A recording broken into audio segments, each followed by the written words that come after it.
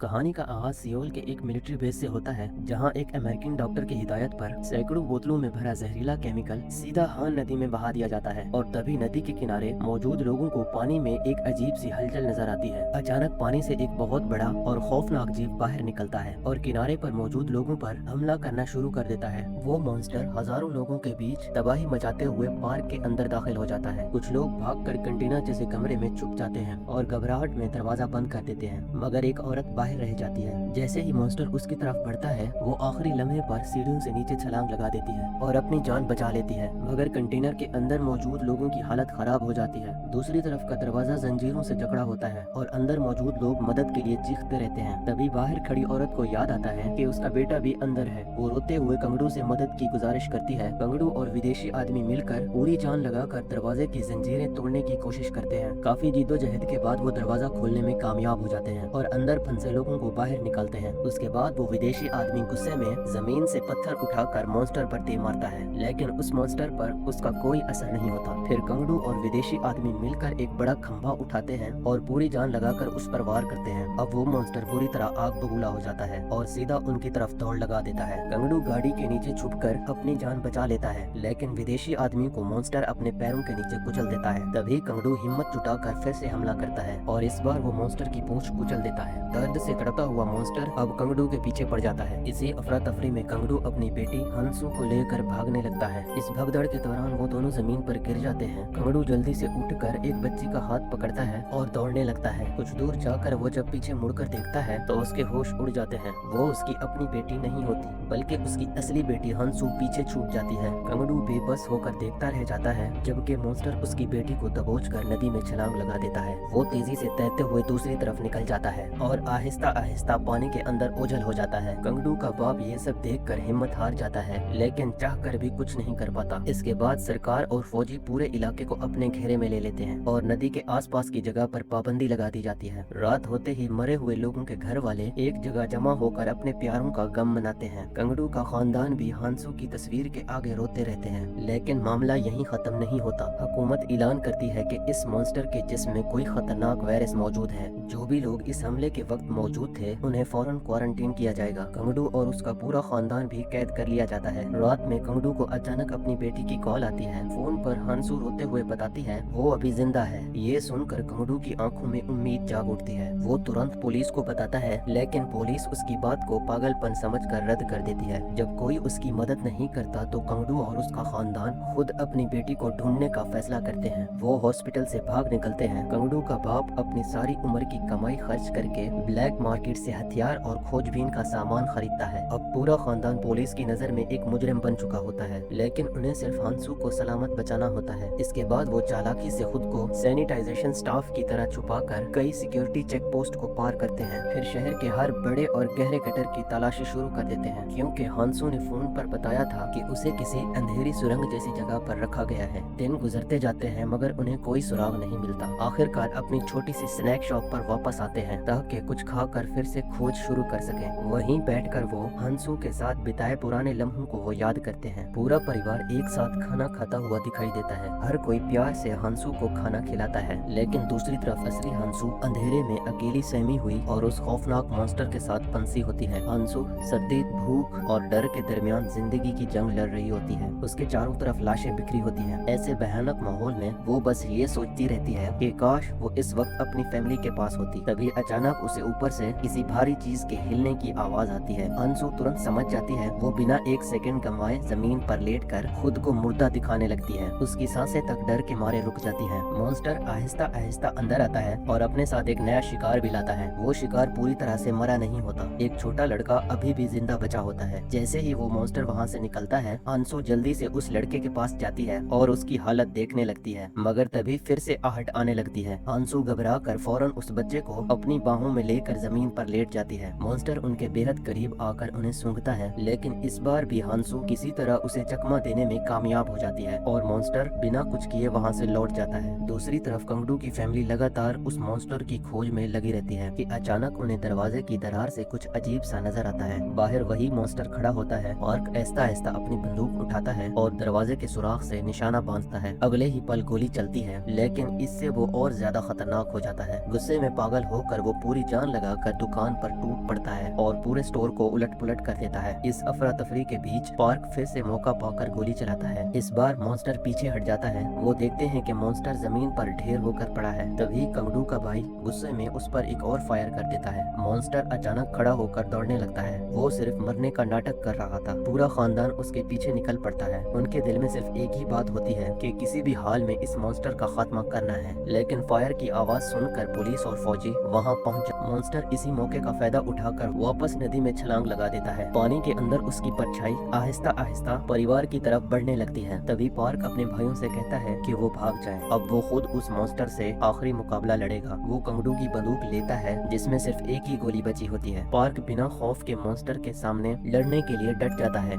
जैसे ही मॉन्स्टर किनारे पर आता है, पार्क बंदूक में गोली डालने की कोशिश करता है, लेकिन तभी उन्हें मालूम होता है कि बंदूक खाली है। अगले पार्ट में और भी बड़े ट्विस्ट आएंगे जहां पता चलेगा कि मॉन्स्टर को किसने और कैसे मारा। बाकी कहानी देखेंगे अगले पार्ट में। Do like and subscribe.